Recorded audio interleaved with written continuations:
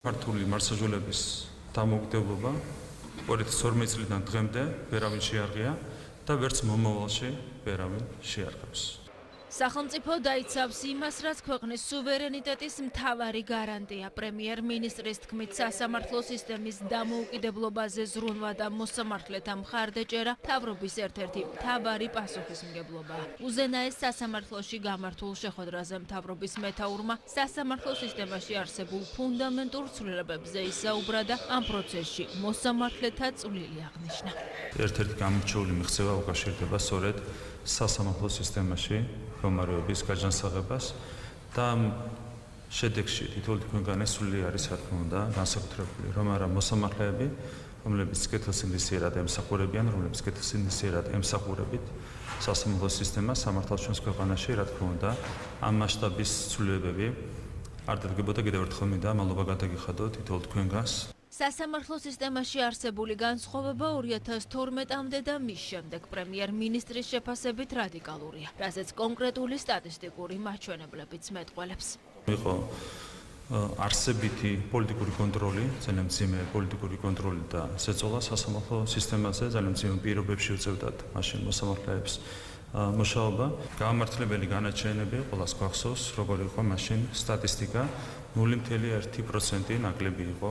რამდენჯერმე ნაკლები სარჩელი შედის სტრასბურგის სასამართლოში, გულისხმობს სარჩელებს, რომლებიც შეიძლება იყოს დაკავშირებული სასამართლოს მიერ გამოტანილ გადაწყვეტილებებთან. ეს ყველაფერი ხდება იმ ფონზე, რომ ზოგადად სამართლებრივი კულტურა ქვეყანაში იზრდება. ზეწოლა სასამართლოზე პრემიერის თქმით, ამ მანკიერი პრაქტიკის შემოქმედებს დღესაც მფარველობენ, თუმცა მთავრობის მეთაური ლოგიკას აქაც ხედავს. იმ მანკიერებას, რაზეც ვსაუბრობდი, მფარველობდნენ ზუსტად იგივე ძალები, რომლებიც დღეს თავს ესხმიან ქართულ დამოუკიდებელ მარცაჟულების სისტემას. ამაშიც არის ბუნებრივია თავისი ლოგიკა, ვისაც მოწონდა მანკიერებები სასამართლო სისტემაში თავის დროზე, მას არ მოწონს დღევანდელი გაჯანსაღებული სასამართლო სისტემა. ქართულ მართლმსაჯულებაში გარეჩარევის მცდელობებზე საუბრისას ირაკლი კობახიძემ კონკრეტული შემთხვევაც გაიხსენა. მოსამართლე ჩხიკვაძის საქმე. როდესაც კონკრეტულ მოსამართლეს მოსთხოვეს ანგარიში კონკრეტულ საქმეს. ეს არის ქმედება, რომელსაც პირდაპირ გრძელავს საქართველოს კონსტიტუცია. ამ საქმის გამო მოსამართლეს ერთგვარი სანქცია დააკისრეს, მას ვიზიტი გაუქმეს.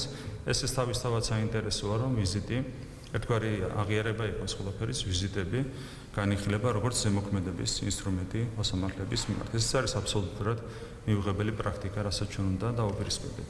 და ყველა საინტერესო არის ის, რომ ეს საქმე წავიდა მოგვიანებით ისევ და ისევ სტრასბურგის სასამართლოში და სტრასბურგის სასამართლომ დაადასტურა, რომ მოსამართლე ჩხიკვაძის მიერ მიღებული გადაწყვეტილება, რასთან დაკავშირებითაც მას მოსთხოვეს ანგარიში, იყო აბსოლუტურად სამართლიანი. მთავრობის მეთაური სასამართლო სისტემაში ჩარევის მცდელობა დაფასებს ეგრეთ წოდებული ვეთინგის მოთხოვნასაც. ეგრეთ წოდებულ ვეთინგთან დაკავშირებით, რომელიც იყო შეფუთული ლამაზი სახელით, კეთილსინდისიერების შემოწმება, სინამდვილეში ჩვენგან მოითხოვდნენ პირდაპირ სასამართლოს დამოუკიდებლობის დათმობას. სამ უცხოელს უნდა გადაეწყვიტა ის თუ ვინ რჩებოდა სასამართლო სისტემაში და უფრო მეტიც შემდეგ ვინ დაინიშნებოდა გათავისუფლებული მოსამართლის ადგილზე. კონსტიტუციის პრინციპების წინააღმდეგ უნდა მოხდარიყო ეს ყველაფერი. ამ მასშტაბით ითხოვდნენ ჩვენგან სასამართლოს დამოუკიდებლობის ხელყოფას. ბუნებრივია, არც გვიფიქრია ასეთ ნაბიჯზე წასვლა. პრემიერი ამბობს, რომ ოპონენტებს სასამართლოს დისკრედიტაციის და სტიგმატიზების მცდელობა არ გამოუვათ, რადგან საზოგადოებაში ქართული მართლმსაჯულების მიმართ ნდობა მაღალია.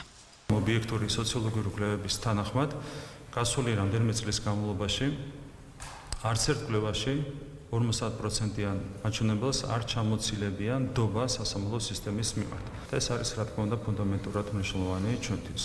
სწორედ ამიტომ სანქციების დაწესება მხოლოდ გონივრული ეჭვის არსებობის საფუძველზე პრემიერ-მინისტრის თქმით გაუგებარია. მით უფრო მაშინ, როცა ეს თომას ჯეფერსონის და ჯონ ლოკის ქვეყნებიდან ხდება.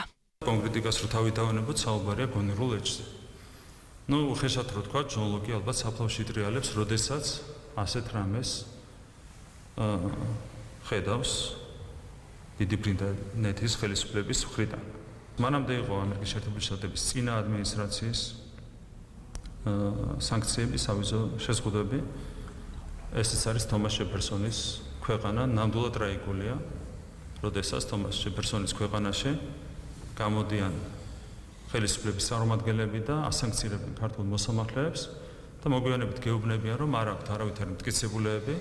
ეს არის პირდაპირ შეიძლება ითქვას პოლიტიკური ჩარევის ცდელობა ქართული მართლმსაჯულების დამოუკიდებლობაში, რასაც ვერავითარი შედეგი ვერ ექნება და ამის გარანტია არის მთლიანად ხელისუფლება. სანქციები აუხსნელია უზენაესი სასამართლოს თავმჯდომარისთვისაც. ნინო ქადაგიძის თქმით, გადაწყვეტილების მიმღებთა მხრიდან ვერც ერთი დასაბუთებული არგუმენტი ვერ მოისმინა. ვერ აფშით ვერ ვეგუები და ვერ ხსნი მოცემულობას, რომ მოსამართლე შეიძლება დასანქცირდეს მხოლოდ იმის გამო, რომ ის თავის პროფესიულ საქმიანობას ახორციელებს.